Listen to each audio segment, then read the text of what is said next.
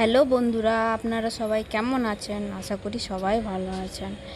আমি আজকে চলে এসেছি নতুন একটা ব্লগ নিয়ে। যেহেতু এটা ছিল আমার একটা পুরনো শাড়ি, তো আমি আঁচলটা ভীষণ ভালো ছিল। তো আঁচলটা যেহেতু একটু কাপড়ের কাজ করা ছিল, আমার ভালো লেগেছে, তার জন্য আমি আঁচলটা দিয়ে কেটে আলাদা করে আমি একটা নতুন কুর্তি বানানোর চেষ্টা করলাম। তো আঁচলটাতে বেশি কাপড় থাকে না, তার জন্য আমি শর্ট কুর্তি বানালাম।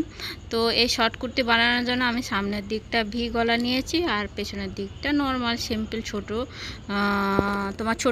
গোল গলা নিয়েছি। তো আমি এইভাবে দাগটা দিয়ে মাপটা নিয়ে, যেহেতু আমার মাপ আমি নিজে জানি, আমার মাপ নিতে হয় না আমি মাপটা নিয়ে আমার কেটে নিলাম।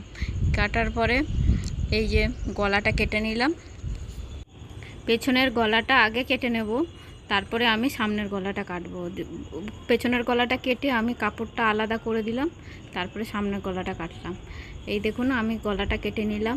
আর আপনারাও ভাবছেন শাড়ির আঁচল দিয়ে আবার কুর্তি বানাচ্ছে, যে না, প্রিন্টটা আমার খুব ভালো লেগেছে।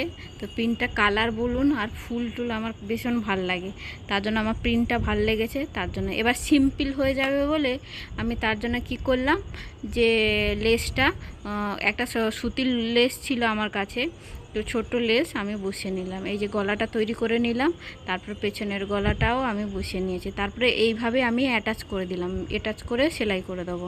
এরপরে কুর্তিটা কেমন হয়েছে পরের ভিডিওতে দেখাবো। Thank you.